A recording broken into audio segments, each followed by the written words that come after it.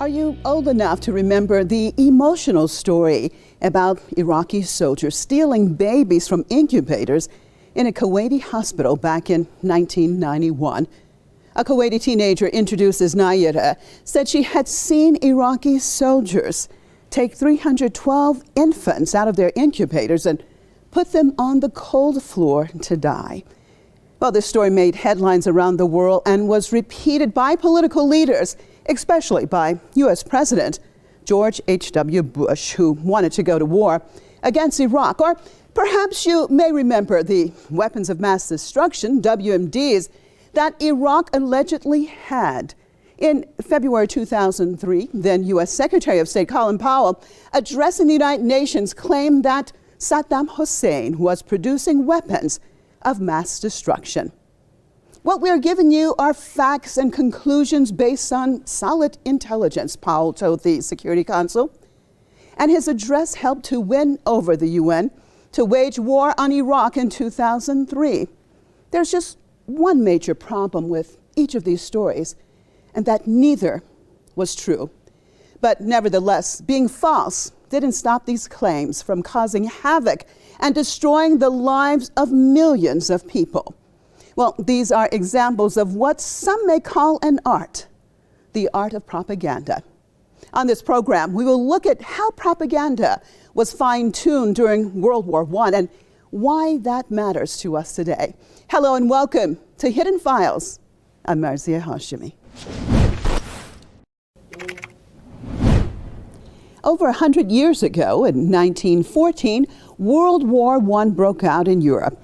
Now, the Americans had declared neutrality, which was supported by both the president and the people. Edward Bernays was a nephew of Sigmund Freud, and he used his uncle's expertise in psychology with his own journalism background to create a way to make the unlikable more appealing. For example, when the American political elite had a change of heart and decided that the United States had to enter the war, they needed to figure out a way to convince a reluctant public of the need to get involved in that European war. Thus, the Committee on Public Information was formed, and its job was to change public opinion via mass persuasion. It was led by George Creel, and Bernays was a part of the group. There was a massive campaign of speeches, films, posters, etc., and it was extremely successful. CPI became the largest propaganda machine the world had ever seen up to that point. And its selling point was targeting the emotions of Americans without consideration of logic or even truth. Take a look. It was a plain publicity proposition, Creel recalled, a vast enterprise in salesmanship. Creel was a pioneer, you might say, in the field of public relations. And then Wilson appoints him the head of something called the Committee on Public Information, which, not to put too fine a point on it, is essentially the U.S. government's agency for propaganda. Creel saw his problem as transforming the American people into one white-hot mass of enthusiasm for the war. And the CPI went from a bureaucracy of one person to an army of about 100,000 people in the space of a couple of months. The CPI mobilized movie stars for the Liberty Loan message. Mary Pickford, Charlie Chaplin, all of the greatest stars of their day. Celebrity culture is just starting to emerge. And they can turn out crowds, and those crowds then become some of the biggest rallies that you see on the home front during the war. Creel even found a way to push his message when the movie screens were dark. In between every reel of film, there was a 4-minute break when the projectionist had to change the reels. Someone at the CPI hit on the idea that this was a perfectly captive audience for the delivery of the war message. Prominent members of the local community would stand up and deliver short patriotic speeches. They became known as the 4-Minute Men. And what began in movie theaters quickly spread to any venue where an audience assembled. In New York, Creel's volunteer army addressed 500,000 people each week.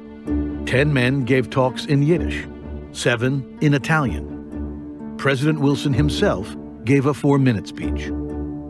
These 4-minute men would give a talk on some aspect of Americanism, why we are fighting, what are the principles we're fighting for. The appearance of spontaneity masked a carefully scripted government message. These were no haphazard talks by nondescripts, Creel insisted, but the careful, studied, and rehearsed efforts of the best men in each community. Each speech aimed as a rifle is aimed, and driving to its mark with the precision of a bullet. They were guided by a central authority, but always in the own words of the individual giving the speech, and he was usually a person who was known in the community. He was not saying, this is what the government says. He was saying, I'm an intelligent person, successful person, this is what I think, you should think this way too. So propaganda, or as it became known as, public relations, was such a success during that war that afterwards it became a permanent fixture of American society and other places to sell anything from products that people may not need or not have the money for to wars that people had no interest in being a part of. Well, that was the roots of modern propaganda, but it has been fine-tuned with great sophistication and effect, and has led to the current world of television and modern media. Much has been invested in trying to direct the human psyche, and nothing has been more effective than mass media, where it can demonize those seen as the enemy or immortalize those seen as friends. Well, to help me take a closer look at all of this, I'd like to welcome my guests to the program. Dr. Tim Anderson is director of the Sydney-based Center for Counter-Hegemonic Studies.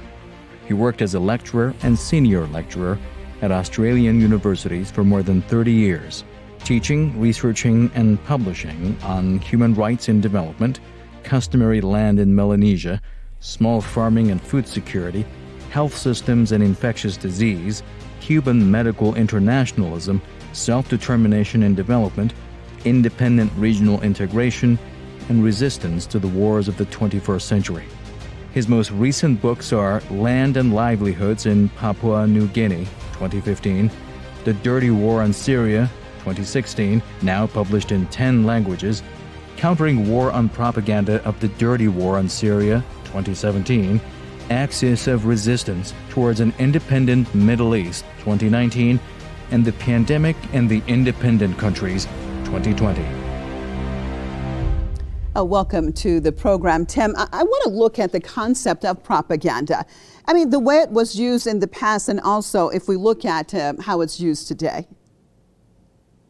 We're looking at virtually a century of propaganda used in society generally, but in particular in relation to war, as you mentioned, the First World War, and where Bernays' ideas were developed, I suppose. And there was a great effort to try and persuade the US public back then, 100 years ago, to get involved in what was essentially a European war between a reconfiguration of power between the old empires. And that had a role also in empowering the US voice and including the US Zionist voice in British politics of the time, which of course became important because the British and the French were the colonial powers that took over the old Ottoman Empire and started to carve up the Levant, and particularly, of course, Palestine. And the Balfour Declaration was part of that. So the role of the US Zionists in that propaganda a century ago is an important one to remember. Now, if we look at the type of propaganda today, I believe it's far more sophisticated. I think that they are dealing with more highly educated populations. The systematic character of the propaganda and the messages, as Bernays said, emotional messages, more important than the actual facts. For example, we look at a particular incident becomes much less important than the overall messaging that's going on around that particular incident. And that's very important today, I believe, in hybrid wars that are largely led by the liberal side of US imperialism, which likes to have proxy wars, it likes to have propaganda wars, economic wars, and so-called smart power, which is about getting other people to fight their wars and other people to finance their wars. I mean, propaganda may not be based on truth. I want to look at how dangerous that is for us, especially today. I said populations are more educated these days, not necessarily that they're more intelligent, but in some ways, very simple people with strong values sometimes understand these issues better than more highly educated populations. That's the sad reality. And those of us in Western cultures or English-speaking cultures, let's say, have to deal with as a huge challenge. Why is it that people swallow the weapons of mass destruction lies, the Gaddafi feeding Viagra to his troops? They're using that same lie against the Russians at the moment. There are so many recycled fictions that are used to disarm a population and to get rid of the opposition to the latest war, the latest proxy war, for example, that it depends on techniques that are quite constant. And of course, one part of it is the domination of the media, the control of the social media to a large extent, the insistence, the repeated nature of these lies, like the chemical weapons in Syria, repeated for year after year after year until it comes to a point where people can't imagine that there wasn't some truth to this particular lie. But you've also got, I believe, on the part of Western audiences, a predisposition to want to believe that they are helping in some way, or they are on some human rights crusade when they back the latest economic war or military intervention against the country. It's an extraordinary thing, and I think it bothers me as an educator in a Western society that we have to really start studying the nature of stupidity in Western populations, because it's not all about information. It's also about people's emotional predisposition to believe these sorts of fictions about the character of war after war after war. I mean, thinking people have to raise some questions, but nevertheless, the propaganda machine depends upon the fact that there are all these reinforcing messages, and those questions don't really reach a very high level.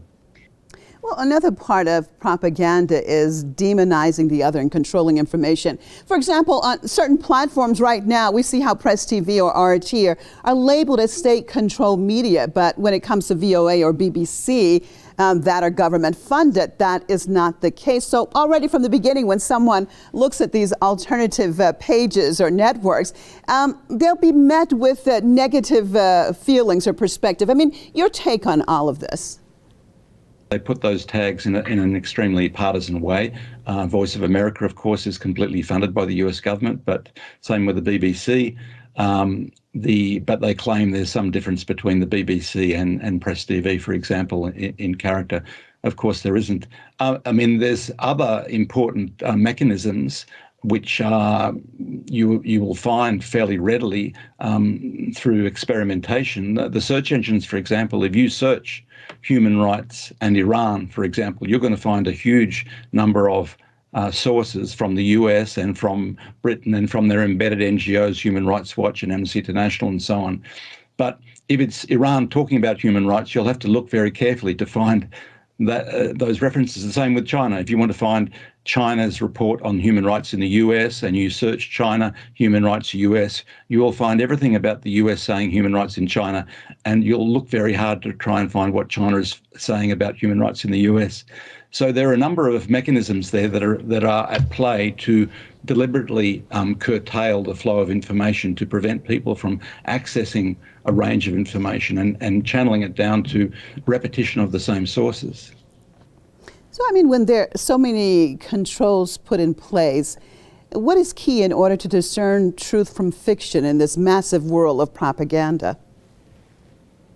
I find very encouraging the fact that there are good media collaborations between Latin America and West Asia, and one of the examples is Al Mayadeen, for example, which is largely in Spanish and Arabic and now beginning in English, and that's really a collaboration between independent West Asian media and independent Latin American media. Then you have Hispan TV, which is a collaboration with independent Latin American media, Iranian media in Spanish. Then we have Telesur itself, which is a continental network in Latin America, which is still a very powerful and universal source of information in Latin America. So the Russians also have some collaborations, the Chinese to a more limited extent now, but at least we're seeing with the division of the world into big blocks that you can go to large media organizations in China, in India, for example, if you want to get some independent sources of information about what's happening in Ukraine, for example. But the domination of the Anglo-Americans of media sources is something that's been there for a long time, and it's developed a great capacity, and it's a huge advantage that the Anglo-Americans have in the world of propaganda. Well, I appreciate your insight into all of this. Thanks so much for being with us right here on Hidden Files. Well, remember I mentioned the Kuwaiti girl at the top of the show who talked about what she had witnessed. Let's take a look at that. Thank you very much. Our final witness is also using an assumed name, and again we ask our friends in the media to respect the need for her to protect her family. And we finally call on Naira to testify. Mr. Chairman and members of the committee, my name is Naira, and I just came out of Kuwait.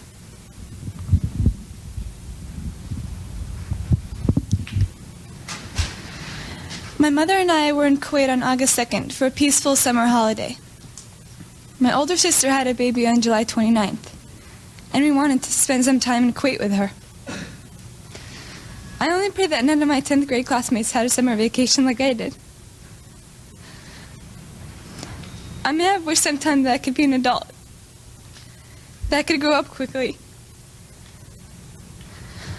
What I saw happen to the children of Kuwait and to my country has changed my life forever.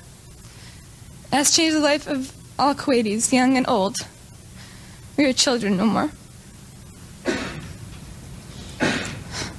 My sister, with my 5-day-old nephew, traveled across the desert to safety. There was no milk available for the baby in Kuwait. They barely escaped when their car was stuck in the desert sand, and help came from Saudi Arabia. I stayed behind and wanted to do something for my country. The second week after an invasion, I volunteered at the Al-Adan hospital with 12 other women who wanted to help as well. I was the youngest volunteer. The other women were from 20 to 30 years old. While I was there, I saw the Iraqi soldiers come into the hospital with guns. They took the babies out of the incubators, and left the children to die on the cold floor. It was horrifying. Well, just remember, no matter how emotional that appeal was, everything she said was a lie. Naira was actually the daughter of the Kuwaiti ambassador to the United States. Her fake testimony played a role in the killing of 1.5 million Iraqis dying from starvation due to U.S. sanctions, and tens of thousands of Iraqis dying during the U.S. 1990s war Desert Storm. But no one ever held Naira, nor did they hold the United States accountable for this falsehood. Millions of Iraqis lost lives, and millions of disrupted lives were left behind, and a big part of it was all due to a lie. Propaganda can kill if packaged with the right covering, so be careful and stay aware. That brings us to the end of the show. I'm Marzieh Hashemi, and I hope you will join myself and all the crew right here next week for Hidden Files.